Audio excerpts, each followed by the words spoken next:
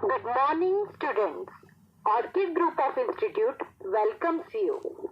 Class of Social Science of NTSC 2020-21 we start from today. And our first lesson is from Political Science, working of the Constitution. And when we read the name of this lesson, the first question comes to our mind, what is Constitution? The basic laws or rules of a country or any organization, we can call it Constitution. It means Constitution is some basic rules. Our Constitution tells us how our country should work. Whatever is to be done by the country, how it is to be done. All the things are written in the Constitution. Let us take the example to understand this. You must have played a lot of games in your locality, like chess, carom, cricket, etc. Every game has certain sets of rules. When you play a game like cricket in your area, can you play a game like original playground in your small area? Obviously not. So how you are playing then? In your own style. Like this. Like this you are playing. I hope you also played some game with such arrangement. Your own stump, then whether it be plastic table or arrangement of bricks as a stump. Right? But why you are making your own rules while you are starting a simple game and you are playing whole game according to it? What are the need of all these things? Why you are making some rules? Maybe we are make some rules to get that game in common without getting into a fight. You don't want any fight in between your players and smooth functioning of your game.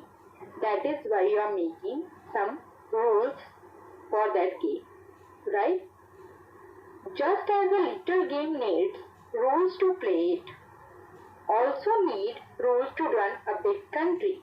That is why we are having our Constitution for smooth functioning of our country. Our Constitution guides us how to run a country smoothly. That is why we are having our Constitution. So, I hope you understand from this example what is Constitution and its needs. Let's try to understand Constitution meaning in textual language. A constitution is a set of rules, guides how a country, state or other political organization works. In our constitution, some sets of rules are given for well functioning of our country, of our state or other political organization. The constitution may tell what the branches of the government are, what power they have and how they work. The branches of government, it means we are having 3 levels of government, right? The first level is central government, second is state government and last is local government, which is introduced after 1992. So, our constitution tells us that how many branches our government is have and what are the power they have. It means which power is given to central government and which power is given to state government and how they all are going to work. Everything is mentioned in our constitution. You can see a picture of front page of our constitution. Third point, it may also state the rights of citizen. It means in our constitution, rights of citizen also written. It means which rights are given to our citizen. It's mentioned in our constitution. Government and citizen of a country, how they will work, that procedure written in our constitution. What are the power of government have and its limitation, everything mentioned in our constitution. Not only rights of citizen as well as duties of the citizen are also mentioned into it. So that is why we can say that a constitution is set of rules where government and citizen all are having some rules which they are following, which is applicable on everyone. The textbook of political science till now have helped us to take an overview of local government, the value and the philosophy of the Indian Constitution, and also the governing structure created by the Constitution and India's place in the international relation. It means in our textbook till now we studied about the overview of local government. The local government, it means maybe Gram Panchayat, Jilla Parishad, municipality, all are considered as a local government. In our textbook, we studied some values, objectives.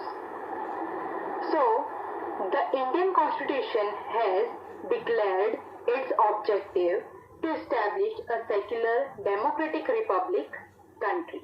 It means in the Indian Constitution, it is already declared that India should be a secular country and democratic republic country.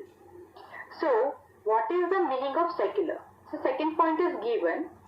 Secularism is a principle that involves two propositions. The first is the strict separation of the state from religious institutions. And the second is that people of different religion and belief are equal before the law. It means in secular country there is no biasness with any religion. All the religion is equal front of law, and a government can't bias with any religion. Right? Now the third point is democratic. Democratic is a system in which the government of a country is elected by the people. So we can say that democratic or democracy, it means people's government, where people are electing their representative, right?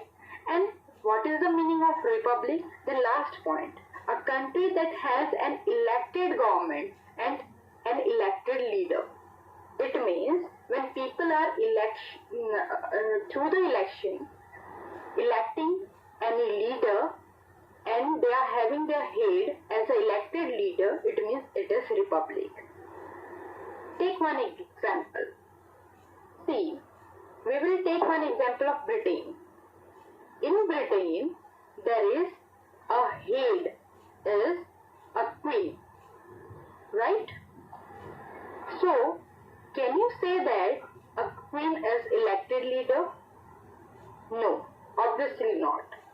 So, a queen is hereditary position, a monarchy system, not democracy, right? And people are not electing queen. And in future,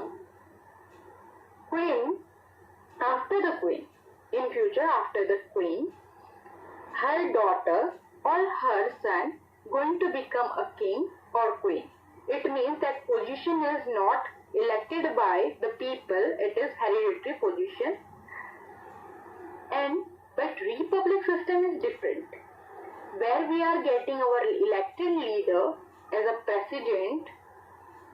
So that country should be, we are going to consider republic. That's it. In this lesson, we will primarily focus on three areas. First, democracy. Second, social justice. And third, judicial system. Okay students, now one by one we will discuss all the points. And first is democracy. Now, as you know, democracy means people's government, where people are electing their representative, right? So, to make democracy successful in India, the Indian Constitution had made some provisions. Let's see political majority. First point is given on the screen. Democracy does not merely imply a representative structure. Now, what is the meaning of it? It means in democracy, choose or to elect a representative is not enough. Democracy is beyond that. Okay? Understood? If you are choosing to one person or electing a representative, that is not enough. Now, second one, the essence of representative system is to integrate the principle of democracy in actual practice. Now, it means representative system or structure help us to implement all the principles of democracy in our actual practice. Right? This representative structure, it means when we are choosing to representative, that structure is helping us to integrate our democratic principle in our actual practice. Understood? Now, third one.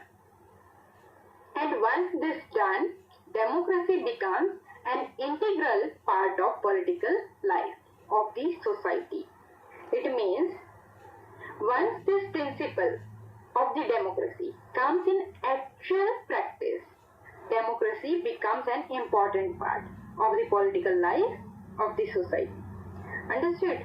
It means you can't separate democracy from the political life once you implemented all the principle of democracy. So, accordingly, peoples are also represent, and accordingly, the Indian people have direct representation in parliament, in state legislature and local government, and they are making decision on the behalf of citizens.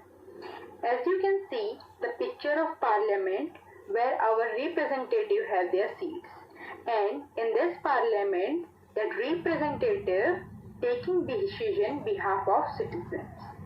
Understood? And students, holding free and fair election at regular interval is an important indicator of India's successful democracy.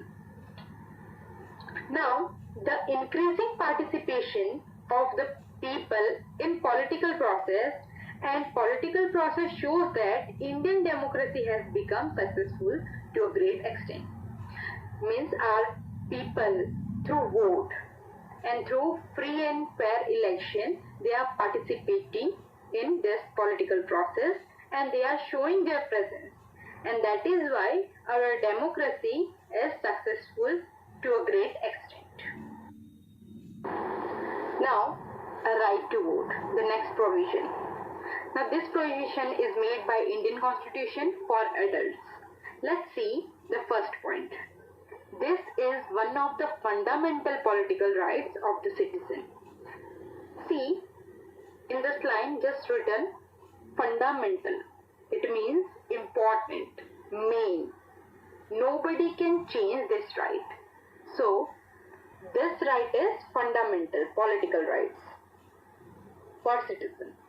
Now, second point, the Indian Constitution has granted the right to vote to all Indian citizens of sound mind above the age of 18, irrespective of an individual's caste, religion, social or economic status. It means we are not going to consider their caste, religion, social or economic status if a person is sound mind and he is having his age above 18. Sound mind, it means a normal personality, a normal person. He is not mental. He can take his own decision. He is knowing what is wrong, what is right. So, simply in our Indian Constitution, it is granted to all the Indian citizens if they are sound-minded and their age is 18 years above, so they can vote. Now, third point. This right is universally granted to all Indians with a few expectations. It means this right is not given like that. Some expectations are there. It means through the right to vote, all the powers are people are having in their hands, right? And when they are using their voting right, they are choosing one representative, which is the main part of democracy, election. right? So some expectations are there that we are going to select a best candidate to govern our country. Okay, so that is why we can say right to vote is important provision made by Indian Constitution. Before the independence, the age limitation is not 18, that was 21. But after the independence, it decreased, and now our voting age is 18 years and above 18. Okay, and this change means 18 years people when participated or started participation in voting process or electing process, it gave a great successful, because we see a great opportunity that every young people are also started participating, and young generation showed their presence effectively in this process, and the competition also become tough for candidates. Students, this is EVM, electronic voting machine, through which we are voting to our representative. Okay, students, such a provision like right to vote have made India a largest democracy in the world. India has the largest number of voters compared to any other democratic nation. As you know, the age limitation is now 18, and young people can also vote now. So that is why this change is not only quantitative but also qualitative, as new political parties are emerging with active support of our new generation, our young voters, and these parties represent various expectations of people and compete in the political sphere. Okay, now next is decentralization of democracy. Now what is the meaning of decentralization? It means divide. When we are dividing power, that means decentralization of power. So what is the need of decentralization of power in democracy? Let's see. Take first point. Decentralization of power is central to democratic government. It means we are dividing power in between three levels of government: central to state government and state to local level of government. So that is decentralization of power. Okay, and it means now power is not in one hand, it is divided in between three levels of government.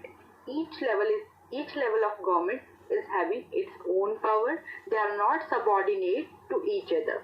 So that is why it is democratic government. Okay, now take second point. Decentralization controls the misuse of power and also create opportunity for political participation for the common people. It means when we are dividing power, so it is helping us to control the misuse of power, because now each level of government is having its own power and they are accordingly performing. Okay, and when they are knowing that they are having responsibility and accountability, so that is why they are not misusing of that power. Okay, and it is creating a great opportunity for common people also, because now common people, if he want to compete an election to become a representative, so he can easily participate. So that is why we can say that decentralization of power is beneficial for common people also, and it is controlling the misuse of power. Okay, now take third one. The directive principle of the state policy include the provisions for democratic decentralization. It means in our state policy there is directive principle, in that a provision is there that In democracy, decentralization of power is necessary.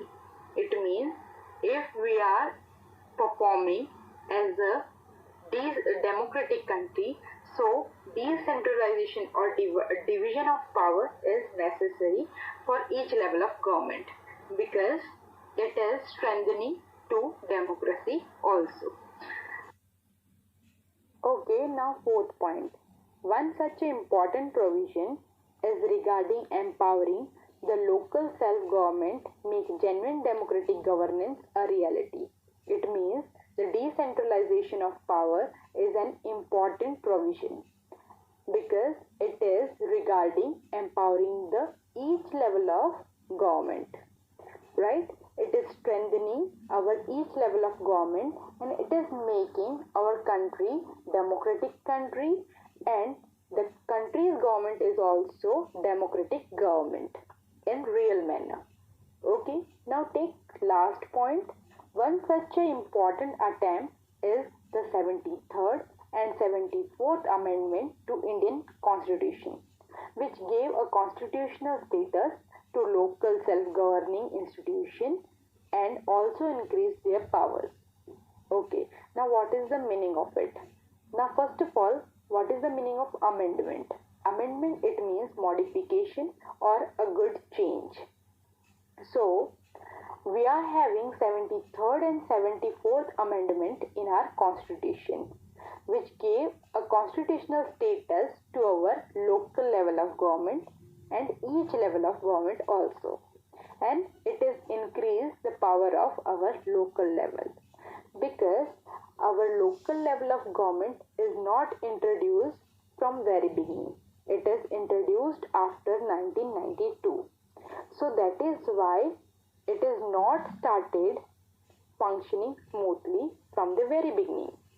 After strengthening this third level of government, our Constitution Amendment of 73rd and 74th given a great strength to our third level of government also.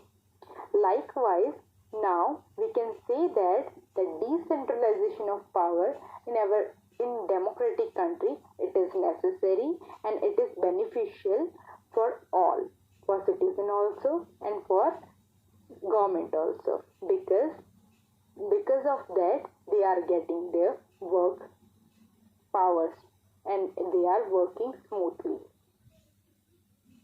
Now next is Right to Information RTI 2005.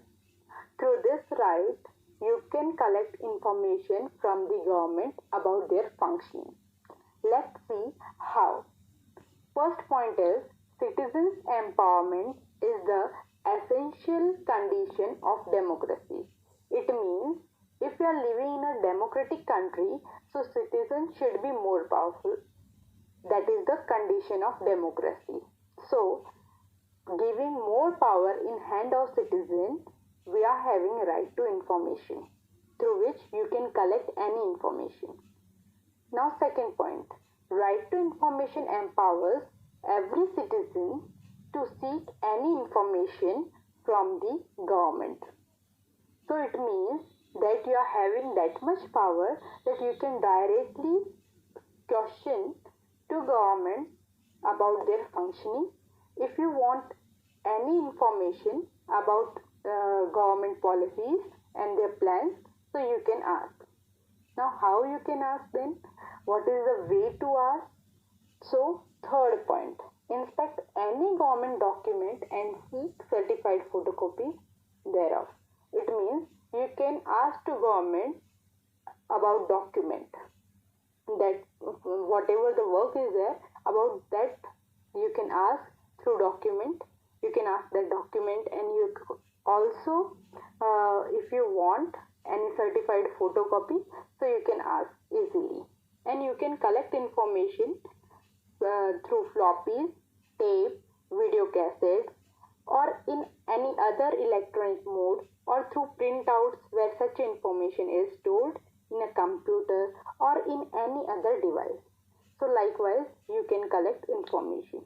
Okay students, now our last point is the government of India gave the right to information to the citizen of India to ensure transparency and accountability, which are the hallmark of good governance.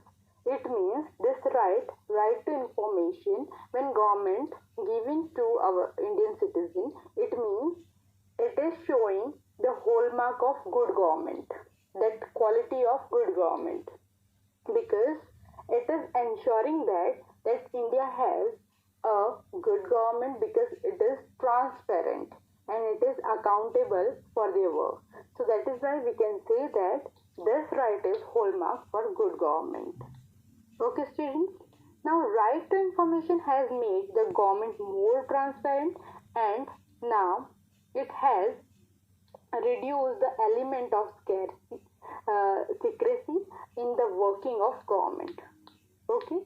Now, not any secrets are not there, right? Because we can ask to them. So, students, after the year 2000, the whole approach towards democratic reforms has changed, because after that, democratic reforms are considered as a rights of citizens. Accordingly, citizens in India have got right to information, education, food security, and these rights have strengthened to Indian democracy. Now, students, I hope you understood that Right to Information Act a powerful tool for citizens, right? Because when they are asking or interacting with the government, so it means they are increasing communication between citizens and government and help in strengthening democracy and in building a relationship of trust between them. It means they will get to know that how the government is functioning. Really, they are functioning for welfare of the citizen or on the behalf of citizen. So everything should be clear if you will ask questions to government or collect information from the government. Okay. I hope you understood all the points which we studied in this video. Okay. Students, thank you for watching.